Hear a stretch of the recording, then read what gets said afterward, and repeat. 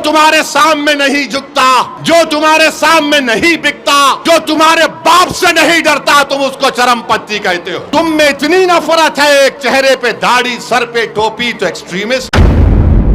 TV 10 Bharat, सच की ताकत। दोस्तों, जैसे मतदान का दिन बिहार विधानसभा चुनाव में करीब आ रहा है, बिहार का चुनाव पूरी तरह से रोमांचक होता जा रहा है। इंडिया गठबंधन के मुख्यमंत्री प्रत्याशी, जिनका नाम इंडिया गठबंधन ने ऐलान कर दिया है, जिनसे बार बार ये कहा जा रहा था कि इंडिया गठबंधन में असदुद्दीन ओवैसी को भी ले लीजिए, क्योंकि असदुद्दीन ओवैसी सीमांचल का बड़ा चेहरा है, मुसलमानों के बड़े लीडर हैं और उनकी बड़ी भूमिका रहने वाली है।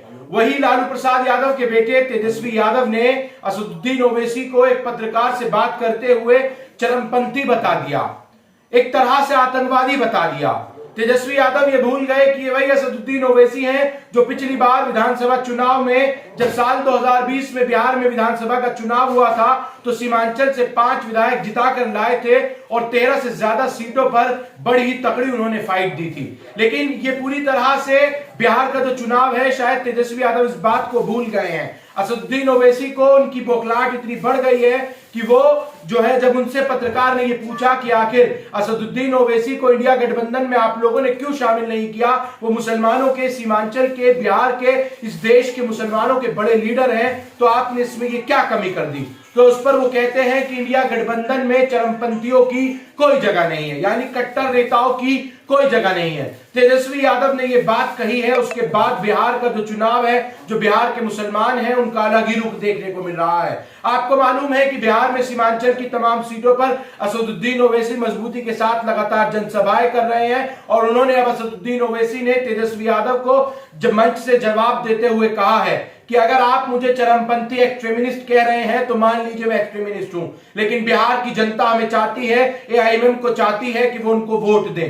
लेकिन तेजस्वी यादव भूल रहे हैं कि वो सिर्फ मुसलमानों को ठगने का काम करते हैं और इस बार जो मुसलमान है वो कहीं भी तेजस्वी यादव को, इंडिया गठबंधन को वोट नहीं देगा, बल्कि मुसलमानों के लीडर असदुद्दीन ओवैसी को वोट देने जा रहा है। इस बात को लेकर अब पूरे बिहार विधानसभा चुनाव में अलग ही तरह का रुख जो है वो खड़ा हो गया है। असदुद्दीन ओवैसी ने एक सभा को संबोधित करते हुए ये कहा है कि तेजस्वी यादव, लालू प्रसाद यादव, उनके पिता, उनकी मां पहले ही भ्रष्टाचार के आरोपों में जो है वो घिरे हुए हैं। वो बिहार के लोगों का या फिर बिहार के मुसलमानों का भला क्या ही भला कर सकते हैं। असदुद्दीन ओवैसी ने यह भी कहा कि हम दलित, हिंदू, मुस्लिम एकता का प्रतीक रखते हुए आईएमएम चुनाव लड़ती है। 5 बार के सांसद असदुद्दीन ओवैसी, जो कि खुद बैरिस्टर हैं, उन्होंने अब तेजस्वी यादव को बड़ा ही खतरनाक तरीके से जवाब दिया है। तेजस्वी यादव कहते हैं कि हम कट्टरपंथी हैं, तो सुन लीजिए, हम अल्लाह पर ईमान रखते हैं और उसके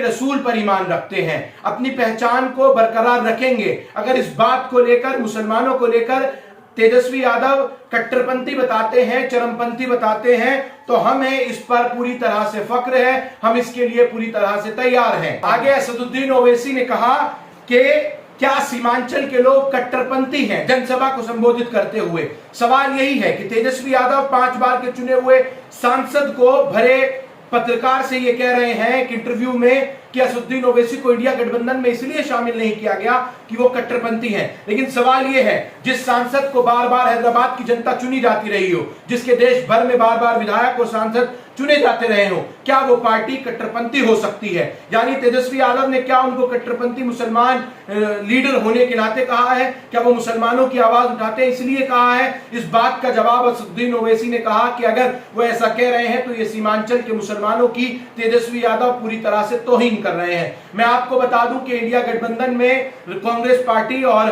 जो मल्लाहों की वीआईपी पार्टी है मुकेश सहनी की, साथ ही तेजस्वी यादव मुख्यतः तौर पर, और जो कम्युनिस्ट पार्टियां हैं वो चुनाव लड़ रही हैं। वैसे तो बिहार का चुनाव पूरी तरह से रोमांचक है, ये मुकाबला एनडीए और इंडिया गठबंधन के बीच में है, लेकिन जीडीए बनाकर असदुद्दीन ओवैसी और चंद्रशेखर आजाद ने यह साबित कर दिया कि कहीं ना कहीं अगर इस बार पेच फंसता है, अगर सीमांचल में उसी तरह के नतीजे आए जिस तरह के पिछली बार विधानसभा चुनाव में आए थे, तो कहीं ना कहीं बिहार के चुनाव में किंग मेकर की भूमिका असदुद्दीन ओवैसी पार्टी, चंद्रशेखर आजाद और उनके साथ जीडीए पूरी तरह से निभा सकता है।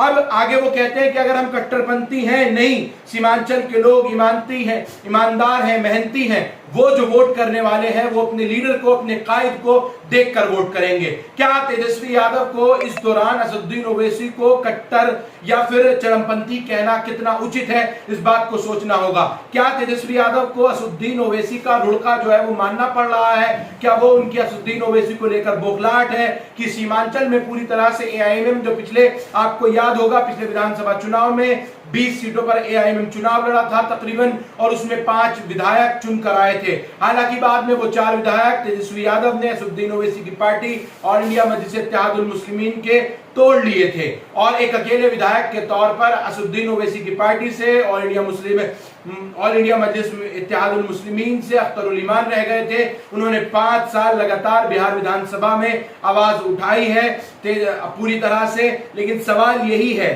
क्या बिहार का इस बार का चुनाव किंग मेकर की भूमिका में जो है वो असदुद्दीन ओवैसी रहेंगे, और बिहार में क्या वाकई तेजस्वी यादव पूरी तरह से, उनको हार का डर असदुद्दीन ओवैसी से सताने लगा है, उनकी बौखलाहट नजर आने लगी है?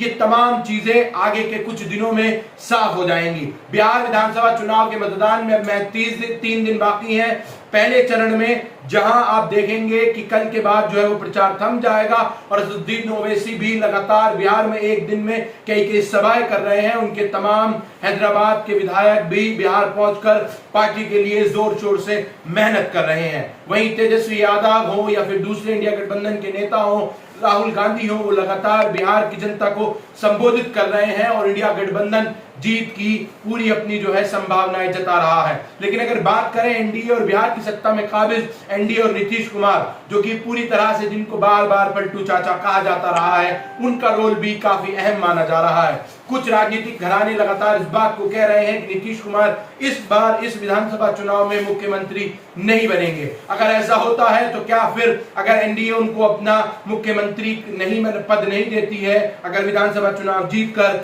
तो फिर क्या नीतीश चाचा फिर इस बार चुनाव में पूरी तरह से पलटी मार देंगे? ये बड़ा सवाल है, क्योंकि नीतीश कुमार लगातार बिहार की सत्ता में पिछले 5-6 मरतबा से मुख्यमंत्री बने हुए हैं, बार बार वो राजभवन जाकर शपथ लेते रहे हैं। लेकिन इस बीच वही बात है कि तेजस्वी यादव का असदुद्दीन ओवैसी को लेकर चरमपंथी कहना, ये कहीं ना कहीं मुसलमानों को लेकर, मुसलमानों के लीडर असदुद्दीन ओवैसी को लेकर बड़ी चुनौती उन्होंने खड़ी कर दी है।